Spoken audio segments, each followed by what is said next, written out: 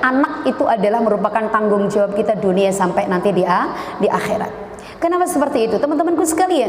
Di dalam hadis Rasulullah SAW, arba'u min sa'adatil mar'i antakuna zawjatuhu salihatan wa auladu abraran wa khulatu salihin wa ayyakuna rizqu fi baladi.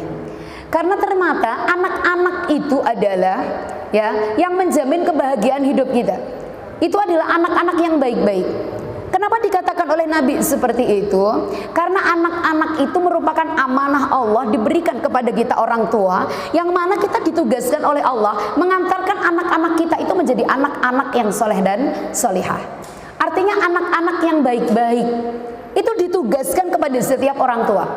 Makanya tanggung jawabnya itu bukan hanya tanggung jawab dunia, tapi tanggung jawab akan anak yang merupakan amanah dari Allah Subhanahu wa taala itu sampai nanti di akhirat.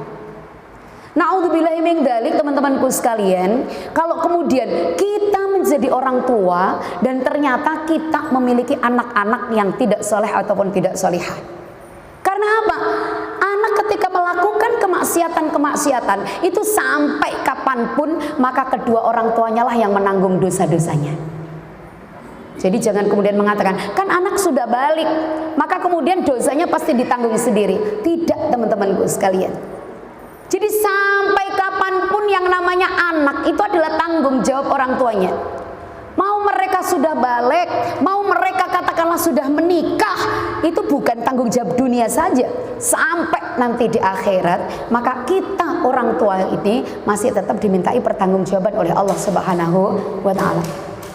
Walhasil, andai kata sekalipun ada orang tua yang ahli ibadah, di siang harinya mereka puasa, di malam harinya mereka menghabiskan waktunya bersujud kepada Allah Subhanahu wa taala, tapi kalau ternyata anak-anaknya keluar jalur daripada Allah Subhanahu wa taala, maka sebaik apapun ibadah kedua orang tuanya tidak akan pernah mampu mengantarkan ia menuju ke surganya Allah Subhanahu wa taala.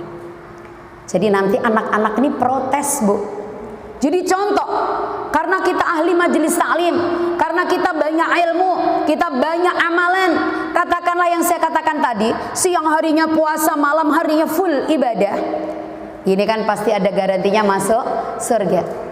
Jadi begitu nanti di akhirat Allah perintahkan kita menuju surga, silakan kamu menuju surga, kata Allah. Kemudian kita menuju surga, maka begitu kaki kita akan melangkah masuk surga, maka anak-anak yang tidak terselamatkan di dunia, artinya keluar dari jalur Allah, kemudian ia di akhiratnya masuk neraka, maka mereka protes. Apa kata anak-anak kita? Dia protes kepada Allah, anak-anak seperti itu.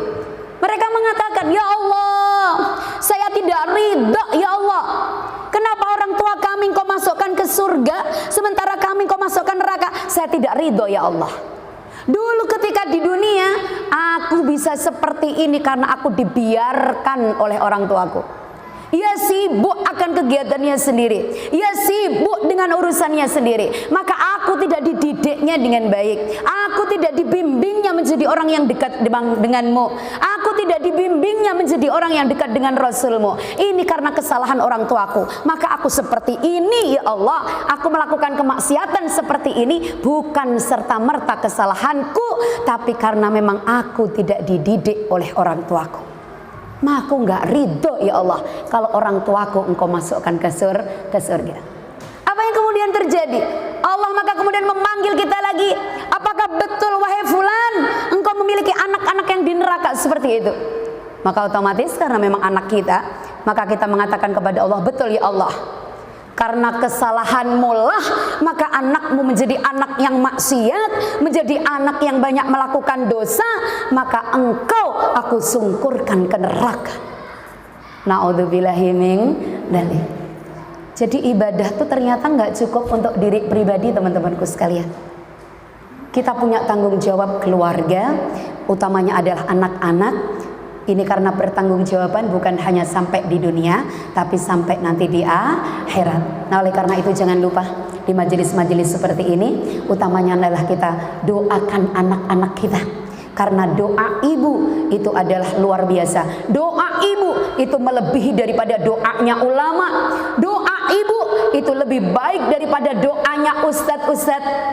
Jadi ibu-ibu nggak usah kemudian sibuk minta doa ke Ustadz A, minta doa ke Ustadz B, minta doa ke Ustadz C untuk anak-anak kita. Karena doa kita sebenarnya lebih didengarkan oleh Allah Subhanahu wa ta'ala. Nah oleh karena itu jangan lupa, ya Allah, aku bermajelis seperti ini mudah-mudahan pahalanya bukan hanya untuk diriku, tapi berikanlah pahalanya juga kepada suamiku, kepada anak-anakku ya Allah. Kenapa kok seperti itu? Suami kita yang sedang kerja tetap mendapatkan doa majelis taklim. Anak-anak yang mungkin saat ini sedang tidur, karena kita mintakan doa juga kepada Allah tentang pahala kita bermajelis, maka anak-anak kita pun juga mendapatkan pahalanya bermajelis ilmu. Nah, tapi kalau kita nggak sertakan doa itu di dalam doa kita, maka sesungguhnya mereka juga tidak dapat apa? Innamal a'malu binniyat. Jadi apapun kebaikan yang kita lakukan, jangan lupa disertakan niat bahwa pahalanya bukan hanya untuk diri pribadi, tapi pahalanya untuk suami, untuk orang tua, untuk anak-anak, untuk semuanya, untuk teman-teman kita kirimkan semuanya. Barangkali ada teman-teman yang tidak berkesempatan hadir sekalipun karena kita cangking di dalam doa, maka tetap mendapatkan pahalanya. Amin ya robbal